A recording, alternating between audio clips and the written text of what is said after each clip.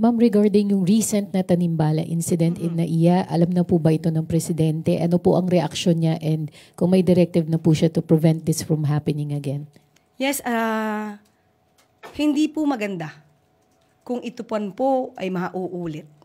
So ito po talaga ay paiimbestigahan ng Pangulo at sa tulong na rin po ni DOTR Secretary Vince Dizon.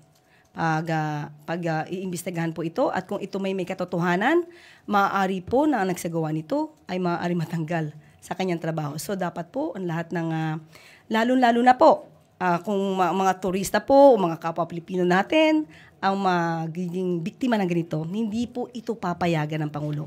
So may kailangan po managot kung mayroon dapat managot after thorough investigation. May we know po kung ano po yung naging pagtanggap ng Pangulo dito sa balita na ito?